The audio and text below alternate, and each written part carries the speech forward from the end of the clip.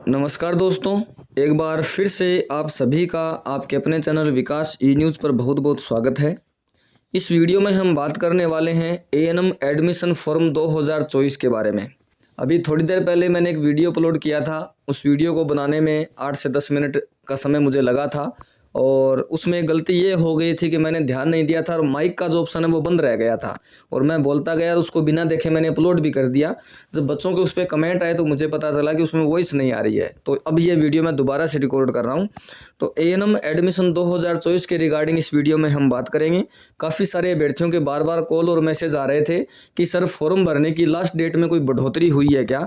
तो उसके रिगार्डिंग मैं आपको बता देता हूँ कि फॉर्म भरने की जो लास्ट डेट थी पहले थी 16 दिसंबर। उसके बाद नोटिस दे करके या फिर डिपार्टमेंट ने इन्फॉर्मेशन दे करके हमें बताया कि इसकी डेट जो है वो 16 से बढ़ा करके 26 दिसंबर कर दी गई है।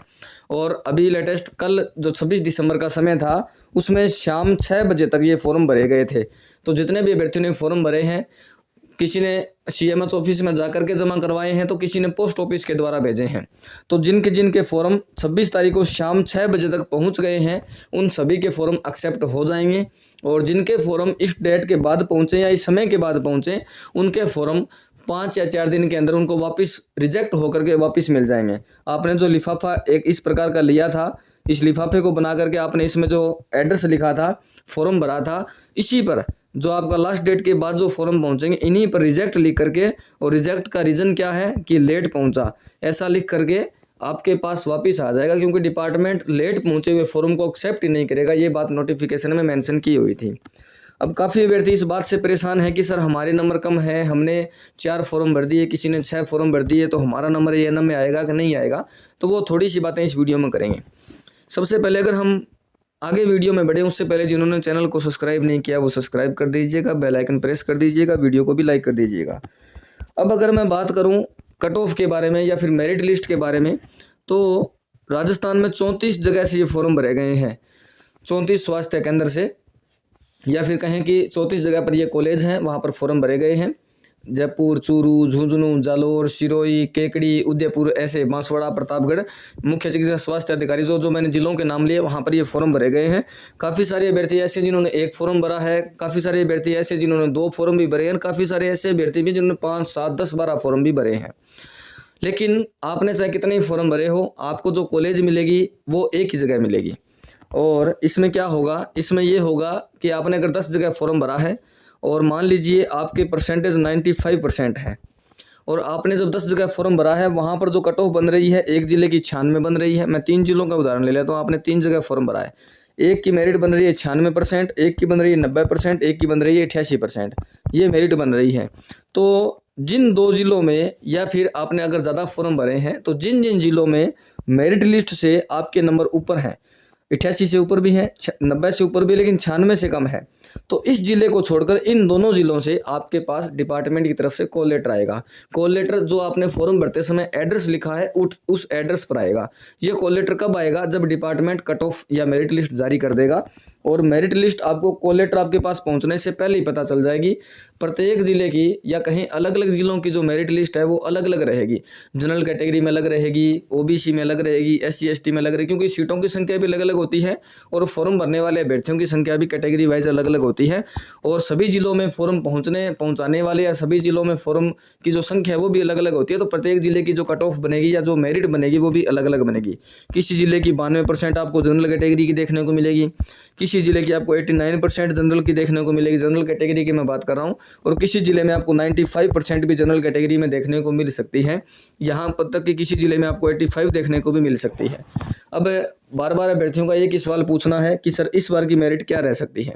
हालांकि मैंने पिछले वीडियोज में आपको बताया है कि आप पिछले साल की अगर कट ऑफ देखेंगे तो जो कट ऑफ पिछले साल की है सभी जिलों की आप देख लीजिएगा, मैंने वीडियोज भी बना रखे हैं यूट्यूब पर। तो जो कट ऑफ पिछले साल की उसमें से 1-2 नंबर आप कम करेंगे तो लगभग आपको आइडिया लग जाएगा कि इस बार भी सेम कट ऑफ रहने का अनुमान है।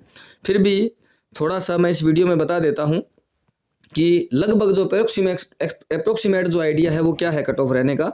तो अलग अलग जिलों की कट ऑफ अलग अलग रहेगी, ये तो मैंने आपको पहले ही बता दिया है। मैं आपको सिर्फ एक अप्रोक्सीमेट जो आइडिया है वो देने की कोशिश कर रहा हूँ कि भी कम से कम कट ऑफ जनरल कैटेगरी में कितनी जा सकती है और मैक्सिमम किसी जिले में कितनी जा सकती है। और उसके अलावा OBC category, SC category, ST category और एक MBC कैटेगरी की हम बात कर लेंगे। उसके बाद आंगनवाड़ी कार्यकर्ता की भी हम बात कर लेंगे और दिव्यांग कैटेगरी से जिन्होंने फॉर्म भरा है उसमें भी हम बात कर लेंगे। इसके अलावा यदि कोई कैटेगरी रह गई है तो आप कमेंट बॉक्स में मुझे बता दीजिएगा, उसका मैं आपको कमेंट बॉक्स में रिप्लाई कर दूंगा। जनरल कैटेगरी में जो मेरा मानना है वो ये मानना है कि आपकी कट ऑफ लगभग 87% से लेकर के 95% तक जा सकती है। 95 तो हाईएस्ट मैंने बोला, 95 ज़्यादा ही बोल दिया, 92% आप कह सकते हो। मतलब अगर किसी ज़िले की कम से कम जाएगी तो मेरे अनुसार 87 से कम नहीं जाएगी, क्योंकि जनरल कैटेगरी में फॉर्म भरने वाले अभ्यर्थियों की संख्या भी ज़्यादा होती हैं और सीटें भी शायद कम होती है। और बच्चों ने आजकल आप खुद देखते हैं कि बच्चे जब पढ़ाई करते हैं तो 12वीं क्लास में उनके परसेंटेज भी अच्छे बनते हैं। जनरल कैटेगरी में यही आप OBC कैटेगरी का आइडिया ले सकते हैं, 86 से लेकर के 90% तक, 88% या 87% या 85 तक भी जा सकती है OBC में। तो ये कैटेगरी वाइज कट ऑफ आपकी रह सकती है। अगर कोई जनरल कैटेगरी का कैंडिडेट है उसके 60 या 62% ही है, 60 या 62, तो ऐसे अभ्यर्थी से मैं पहले ही बता देता हूं कि कट ऑफ जो है वो पिछले सालों की आप देखेंगे तो 60-62 कट ऑफ आपको देखने को नहीं मिलेगी। लगभग 90%, 92 या 88% ऐसा आपको देखने को मिलेगा। 60-62 नंबर है और आप सिर्फ ANM का इंतजार कर रहे हैं कि इसकी मेरिट कब आए तो हमें पता चले। तो आपसे मैं रिक्वेस्ट करूँगा कि ANM के साथ साथ अगर आप किसी और तैयारी पर भी ध्यान दे रहे हैं तो वो तैयारी अपनी कंटिन्यू रखें, सिर्फ ANM पर ही आप अपना ध्यान केंद्रित मत करना, क्योंकि कट ऑफ पिछले सालों से, पिछले 3 सालों से मैं देख रहा हूँ कट ऑफ हाई जा रही है। 2021 का मैंने देखा, आपको बताया भी है, 22 का भी बताया है और 23 का बताया है। अब 24 का मैं अनुमान लगा रहा हूँ, 24 का आपको कट ऑफ भी कब जारी हो जाएगा ये भी वीडियो को लास्ट में थोड़ा सा मैं डिस्कस करूँगा। उसके अलावा SC में अगर हम बात करें तो 84 से लेकर के 87% तक कट ऑफ रह सकती है, 85%, 86%, किसी किसी जिले में आपको 80% भी देखने को मिल जाएगी इस बार। ST में भी आप यही आइडिया लगा सकते हैं, 80 से लेकर 85 तक का, 80, 81, 82, किसी ज़िले में 84% और किसी ज़िले में SC का आपको 87% तक देखने को भी मिल सकता है। उसके अलावा MBC में आप यही OBC के लगभग आइडिया लगा सकते हैं, 85 से लेकर 86, 87 तक। और आंगनवाड़ी कार्यकर्ता में थोड़ी सी कट ऑफ कम रहती है और इसमें जो पिछले साल के कुछ जिलों की मुझे याद आ रही है वो कम से कम 65 के आसपास भी गई थी और कुछ जिलों में 70 के आसपास भी गई थी, तो 65 से 70 के लगभग। और दिव्यांग कैटेगरी में कट ऑफ जो है वो कुछ जिलों में मुझे 45-50 भी याद आ रही है, 45-50-52 ऐसी कट ऑफ काफ़ी सारे जिलों में रही थी। अब अगर आप पिछले साल की कट ऑफ देखेंगे तो चैनल पर वीडियो बने हो, आप देख सकते हैं। तो मेरे अकॉर्डिंग तो ये कट ऑफ रहने का अनुमान है। इससे नंबर जिन जिन अभ्यर्थियों के ऊपर होंगे उनके पास कॉल लेटर आ जाएगा। जब उनके पास कॉल लेटर आ जाएगा तो उसमें साफ साफ लिखा हुआ होगा कि आपको कौन से तो डॉक्यूमेंट ले जाने हैं, किस एड्रेस पे ले जाने हैं और ओरिजिनल डॉक्यूमेंट आपको ले जाने हैं। ओरिजिनल इस वजह से ले जाने हैं कि आपने फॉर्म भरते समय फोटोकॉपी तो वहाँ पे लगा दी है फॉर्म में, ओरिजिनल आप लेकर के जाएंगे। 10 बजे का लगभग समय रहेगा, एक कोई फिक्स डेट आएगी उस कॉल लेटर में, सभी जिलों की एक ही डेट रहेगी, अलग अलग डेट नहीं रहेगी। आपने अगर 10 जिलों से भी फॉर्म भरा है, आपको अगर 9 जिलों से कॉल लेटर आ जाता है तो आप सिर्फ एक ही जगह जा पाओगे, क्योंकि एक ही दिन रहेगा, एक ही समय रहेगा। 10 बजे से लेकर शाम 5 बजे तक का काउंसलिंग का समय रहता है, 4:30 या 5 बजे तक के आसपास। वहाँ पर आप जाएंगे, 11 बजे भी जा सकते हैं, 12 बजे जा सकते हैं। शाम को 4:30 या 5 बजे तक अभ्यर्थियों का वहाँ पर इंतजार किया जाता है कि कौन कौन काउंसलिंग में आ रहा है।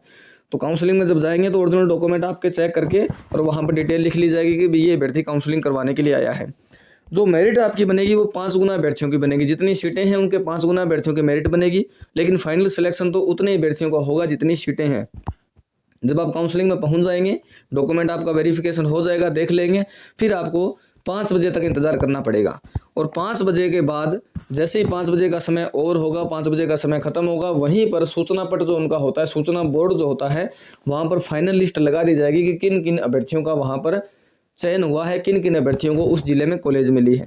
अगर आपने मान लीजिए 7 जिलों से फॉर्म भरा है और आपके पास 5 जिलों से कॉल लेटर आ गए हैं, तो आप काउंसलिंग करवाने के लिए सिर्फ एक ही ज़िले में जा पाओगे, क्योंकि काउंसलिंग करवाने का दिन भी एक होगा, एक दिन में आप अलग अलग जगह नहीं जा सकते, समय भी एक ही होगा और ओरिजिनल डॉक्यूमेंट भी आप एक ही जगह ले जा सकते हो। ऐसा नहीं कि आपने एक जगह करवा दिया फिर दूसरी जगह भी जा सकते हो, बिल्कुल नहीं जा सकते। तो आपको काउंसलिंग भी अपनी सोच समझ के करवानी है, कि ये सोच करके कि अगर आप जहाँ काउंसलिंग करवाने के लिए जा रहे हो वहाँ पर अगर कॉलेज मिलती है तो 2 साल का A&M आप आराम से वहाँ रह करके कर सकते हो। अगर ये गवर्नमेंट कॉलेज के फॉर्म है, ऐसे में आपको गवर्नमेंट कॉलेज मिल जाती है तो आपका जो 2 साल का A&M कोर्स है वो बिल्कुल फ्री होगा। और राजस्थान सरकार ने ये ऐसी योजना निकाल रखी है जिससे जिन जिन अभ्यर्थियों का नर्सिंग करने का सपना होता है, पैसा उनके उस सपने में बाधा न बने, बिल्कुल फ्री में नर्सिंग कोर्स आपका है ये। और इसके साथ साथ अगर आप अपनी ग्रेजुएशन डिग्री BA BSc या BCom अगर कोई नॉन कॉलेज में होता है तो आपकी जो डिग्री है वो आपको नॉन कॉलेज साथ में चलानी पड़ेगी। अगर आप चलाना चाहें, नहीं चलाते हैं तो भी कोई इश्यू नहीं, चलाना चाहें तो नॉन कॉलेज में चला सकते हैं। तो ये है मेरे अनुसार इस बार की कट ऑफ रहने का अनुमान। आपका क्या विचार है या फिर आपके मन में कोई सवाल है तो कमेंट बॉक्स में पूछ लीजिएगा। पिछले वीडियो में वॉइस नहीं आई, इसलिए ये वीडियो दोबारा रिकॉर्ड किया। वीडियो को शेयर करिएगा, लाइक करिएगा, चैनल को जिन्होंने सब्सक्राइब नहीं किया सब्सक्राइब कर दिए। मिलते हैं नेक्स्ट वीडियो में नई अपडेट के साथ। बहुत बहुत धन्यवाद। जय हिंद, जय भारत।